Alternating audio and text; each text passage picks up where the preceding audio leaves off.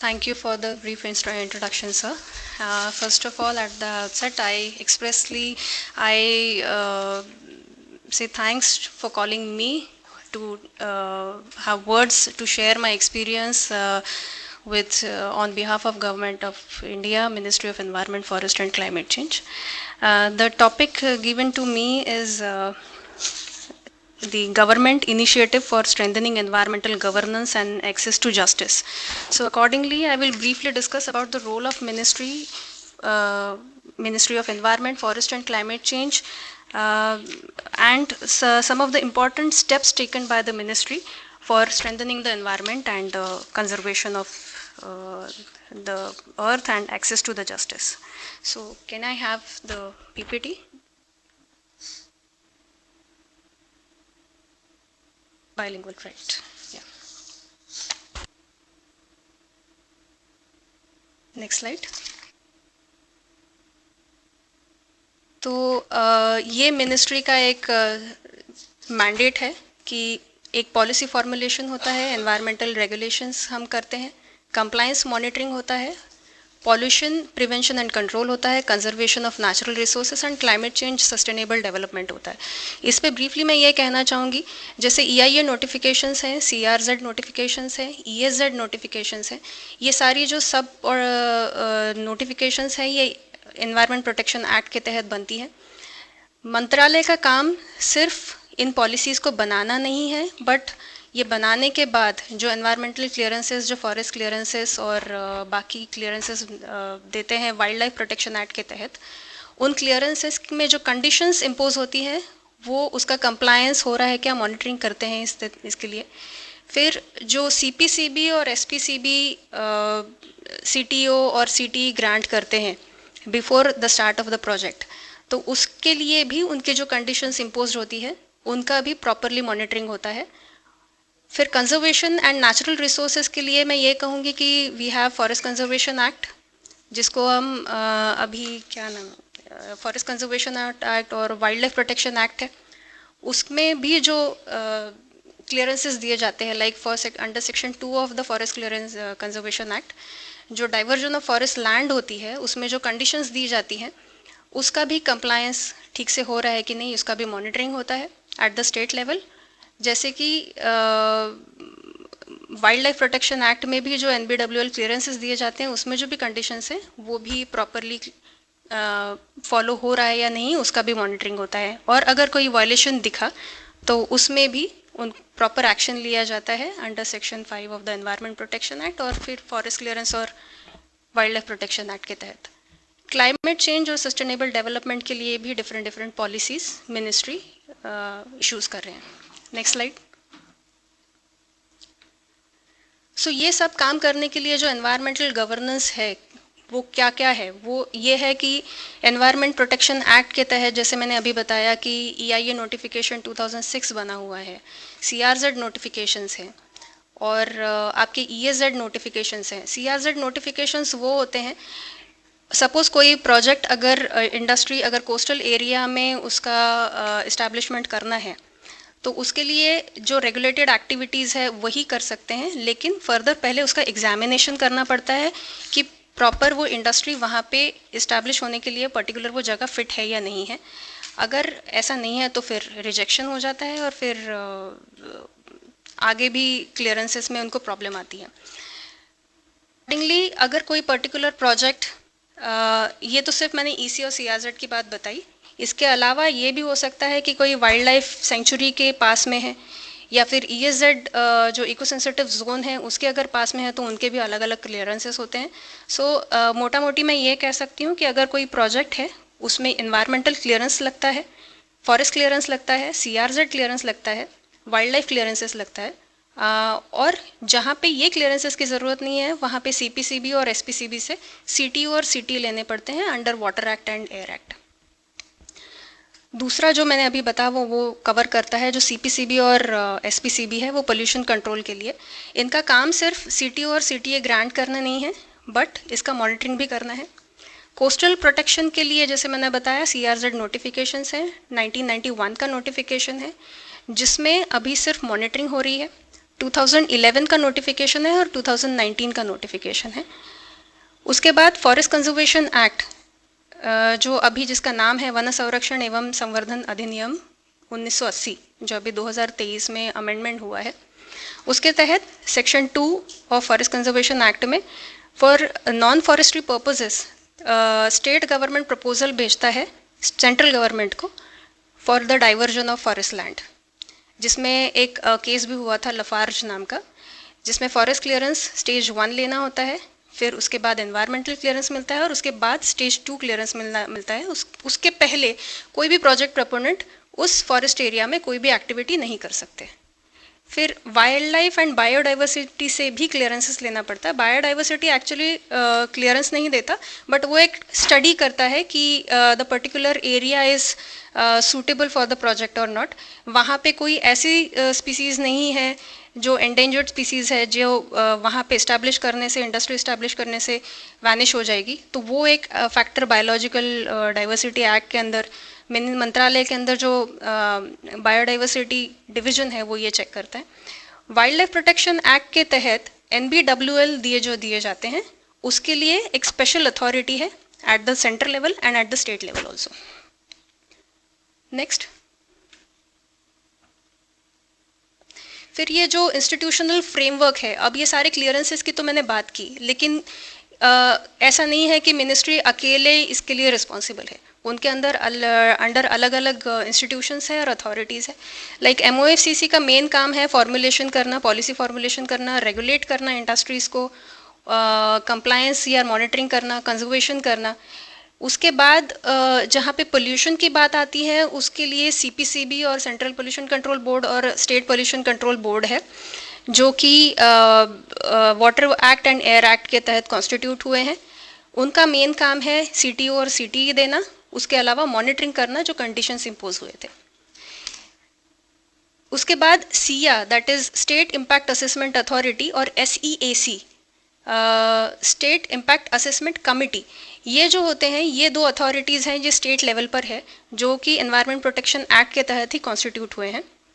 उनका मेजर काम है कि जो कैटेगरी B प्रोजेक्ट होते हैं जिनका इम्पैक्ट कम पड़ता है एनवायरनमेंट पे, ऐसी कैटेगरी B प्रोजेक्ट्स के लिए SIA एनवायरमेंटल क्लियरेंसेस देती हैं, एज वेल एज उसका कंप्लायंस और मॉनिटरिंग भी देखते हैं। National coastal zone management authority और state level coastal zone management authority NCZMA and SCZMA, ये अथॉरिटीज़ बनी है CRZ नोटिफिकेशंस के तहत, जो कि CRZ क्लियरेंसेस ग्रांट करती है और उसका कंप्लायंस मॉनिटरिंग भी देखती हैं। FAC, that is forest advisory committee, ये जो कमेटी है, ये जैसे कि एनवायरनमेंट क्लियरेंस के लिए पहले कमेटी बनी है SIA एंड SEAC, ये सिमिलर लेवल पर है, जो फॉरेस्ट क्लियरेंस देने से पहले उसका एग्जामिनेशन करते हैं that particular forest is fit for the establishment of industry और नॉट, वहाँ की जो ट्राइबल एरियाज़ हैं उन पे उसका क्या इम्पैक्ट होगा, उसकी कंडीशंस वो इम्पोज करते हैं, और accordingly ministry forest clearance grant करती है। उसके बाद एक और अथॉरिटी है NTCA, national tiger conservation authority, जो कि टाइगर हैबिटेट्स को और कंजर्वेशन देखती हैं और उनको पर्टिकुलर एरिया को NTCA नेशनल टाइगर रिजर्व भी डिक्लेयर करती हैं। NBWL के जैसे मैंने बताया था, उनका सिर्फ काम ये नहीं है कि क्लियरेंसेस देना, बट उसका कंप्लायंस और मॉनिटरिंग भी देखना, वाइल्ड लाइफ सेंचुरीज बनाना, ये भी उनका काम है। NBA और SBB, that is national biodiversity authority, and state level पर भी है, जो जिनका काम है कि जो बायोडाइवर्सिटी एरिया है उसको डिक्लेयर करना, जो स्टेट के प्रपोजल के बाद उसको डिक्लेयर करते हैं। इसके साथ साथ उनका एक और काम है ABS रूल्स बनाना। ABS वो है जैसे कि जैसे मैंने बताया था कि जो एंडेंजर्ड स्पीसीज़ है, सपोज़ ऐसी कोई चीज़ नेशनल जो रिसोर्सेज है, अगर कोई कमर्शियल यूज़ के लिए उसका यूज़ करते हैं, तो उससे जो बेनिफिट्स निकलता है वहाँ के जो लोकल कम्युनिटीज़ हैं उनके साथ शेयर करना, ये ABS रूल्स के प्रोविजंस हैं। जो कि एनबीए उसको डील करता है, और एज वेल एज जो कोई प्रोजेक्ट होता है उसका बायोडाइवर्सिटी इम्पैक्ट असेसमेंट भी वो लोग देखते हैं। इसके अलावा इन सब में जो कोई डिस्प्यूट होगा तो नेचुरली वो जाएगा एक एक्सपर्ट ट्राइब्यूनल, जो कि एनजीटी है, नेशनल ग्रीन ट्राइब्यूनल, जिनका काम सिर्फ एडजुडिकेशन नहीं है बट कॉम्पनसेशन और रिस्टोरेशन ऑफ एनवायरनमेंट की तरह भी काम करते हैं। Next slide please.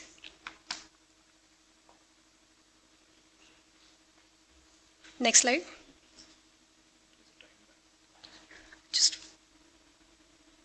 really environment is such a vast subject. Okay. सो जो मेन टॉपिक है अभी उस पे मैं अभी बात करूंगी। गवर्नमेंट इनिशिएटिव्स क्या क्या है for strengthening the environmental governance and access to justice.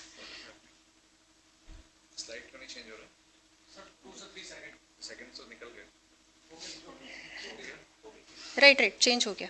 So initiatives government ने क्या लिए? 2018 में परिवेश पोर्टल मिनिस्ट्री ऑफ एनवायरनमेंट ने इंट्रोड्यूस किया है एनआईसी के साथ, जिसमें एक comprehensive legal window, single window दिया गया है for addressing the applications, compliance and monitoring, जो कि स्टेट लेवल पे और सेंट्रल लेवल पे भी मॉनिटर होता है। इसमें environmental clearances, forest clearances, wild life clearances, सारी कुछ इसी पे मॉनिटर होते हैं और दिए भी जाते हैं। एनजीटी तो आप जानते हैं कि स्पेशलाइज्ड एनवायरमेंटल एडजुडिकेशन प्रोसेस इन्होंने बनाया है। पब्लिक कंसल्टेशन इंट्रोड्यूस किया गया 2006 के ईआईए नोटिफिकेशन में। कोई भी इंडस्ट्री अगर इस्टेब्लिश करनी है तो वहाँ का जो पर्टिकुलर एरिया है वो कहीं पे कुछ इम्पैक्ट हो रहा है क्या, वो चेक करने के लिए वहाँ के जो लोकल लोग हैं उनसे कंसल्ट करना ज़रूरी है। पब्लिक हियरिंग पहले हुआ करता था, 1997 में अमेंडमेंट आया था जो कि रिटेन किया गया, लेकिन पब्लिक हियरिंग की जगह पे पब्लिक कंसल्टेशन 2006 नोटिफिकेशन में आया। नेशनल एनकैप जो air quality improvement for non attainment cities है, जहाँ पे पोल्यूशन का इंडेक्स सबसे ज़्यादा है, ऐसी चीज़ों के लिए, ऐसी सिटीज़ के लिए एनकैप का प्रोविज़न बनाया गया है। एंड फिर मिशन लाइफ है, जो कि आप सारे ही जानते हैं, सस्टेनेबल लाइफस्टाइल मूवमेंट है। And Campa compensatory afforestation management authority बनाई गई है, जो कि जो प्रोजेक्ट प्रोपोनेंट्स हैं उनसे जो ट्रीज़ कटिंग के लिए बाद में जो फंड्स में रेज होते हैं वो मैनेज करना और उसका प्रॉपर यूटिलाइजेशन करना इस अथॉरिटी का काम है। वेटलैंड अथॉरिटी बनाई गई है, जो रामसर साइट्स होती हैं उनको मैनेज करना, उनको डिक्लेयर करना। एंड ईएसजेड नोटिफिकेशन, जो कि वाइल्ड लाइफ सेंचुरी के अराउंड ईएसजेड एरिया डिक्लेयर करना, ये मेन अथॉरिटीज़ है। अब एनवायरमेंटल मिनिस्ट्री और बाकी जो ऑर्गेनाइजेशंस हैं, अथॉरिटीज़ हैं, उनका काम सिर्फ यहीं पे नहीं रुकता है कि उन्होंने पॉलिसीज़ बना दी और क्लियरेंसेस दे दिए। उसके बाद मेन काम उनका होता है कि एनवायरमेंट वो प्रॉपरली जो कंडीशंस इम्पोज की थी उसका कंप्लायंस ठीक से हो रहा है या नहीं है, इसका मॉनिटरिंग करना। उसके लिए रीजनल ऑफिसेस होते हैं मिनिस्ट्री ऑफ एनवायरनमेंट के, वो उनका इंस्पेक्शन करते हैं। सबसे पहले तो ग्रांट के बाद जो प्रोजेक्ट प्रोपोनेंट होते हैं एवरी 6 मंथ्स उनको एक रिपोर्ट देनी पड़ती है, कंप्लायंस रिपोर्ट। उस कंप्लायंस रिपोर्ट का इंस्पेक्शन रीजनल ऑफिसर्स के हमारे ऑफिसर्स करते हैं। स्टेट लेवल पे सिया करती है एंड सीपीसीबी भी, एसपीसीबी भी करते हैं। अगर उसका मॉनिटरिंग होने के बाद कुछ वायलेशन पाया जाता है तो फिर करेक्टिव मेजर्स लिए जाते हैं in the form of show cause, giving show cause notice, फिर उनका क्लोजर करना या फिर कॉम्पनसेशन लगाना या फिर रिस्टोरेशन के ऑर्डर्स देना। एंड इसके बाद अगर ये सारा होने के बाद ये प्रॉब्लम सेटल नहीं हुआ तो फिर मामला एनजीटी में जा सकता है। Next slide please. अभी सबसे इम्पॉर्टेंट पार्ट जो कि हमारा लिटरेसी, जो हमारा टॉपिक भी है कि लोगों को एक जानकारी देना कि आपके हक क्या है और आप किसको अप्रोच कर सकते हैं। अगर कोई एनवायरमेंटल डैमेज की वजह से किसी को प्रॉब्लम हो रही है तो वो डायरेक्टली एनजीटी में अप्रोच कर सकते हैं। इसके अलावा नेशनल ग्रीन ट्राइब्यूनल को सुप्रीम कोर्ट ने एक एम्पावर किया है। एक म्यूनिसिपल कॉरपोरेशन ऑफ बॉम्बे नाम का एक केस हुआ था जिसके तहत सुओ मोटो कॉग्निजेंस लेने का मतलब नेशनल ग्रीन ट्राइब्यूनल अपने आप से किसी न्यूज़पेपर पे पढ़ा हुआ आर्टिकल वगैरह पे खुद केस इनिशिएट करते हैं। के अलावा जो कोई प्रोजेक्ट प्रोपोनेंट जिनका एनवायरमेंटल क्लियरेंस रिजेक्ट हुआ है या फिर रिवोक हुआ है किसी कारणों की वजह से कंप्लायंस ठीक से नहीं हुआ, वो लोग भी अपील फाइल कर सकते हैं एनजीटी में अंडर सेक्शन 16। इसके अलावा हाई कोर्ट और सुप्रीम कोर्ट के जो ओरिजिनल जुरिस्डिक्शन हैं उनको हम नहीं ये कर सकते, उसके लिए पब्लिक इंटरेस्ट लिटिगेशन लोग फाइल कर सकते हैं। ये दोनों जो अथॉरिटीज़ है एडजुडिकेटिंग अथॉरिटीज़, वो एनवायरमेंटल कॉम्पनसेशन, रिस्टोरेशन और अकाउंटेबिलिटी भी फिक्स करते हैं। इसके अलावा सिटीजन्स जिनको डायरेक्ट एनजीटी में एक्सेस नहीं है, वो नहीं जा पाए, तो वो डायरेक्ट रेगुलेटरी अथॉरिटीज़ को भी पहले लिख सकते हैं, जैसे कि सीपीसी भी है, एसपीसी भी है, सिया को, या फिर डायरेक्ट मिनिस्ट्री ऑफ एनवायरनमेंट को भी लिख सकते हैं। उसके अकॉर्डिंग फिर हम लोग एक्शन लेते हैं मॉनिटरिंग एंड कॉम्पनसेशन का लगाने का। Thank you.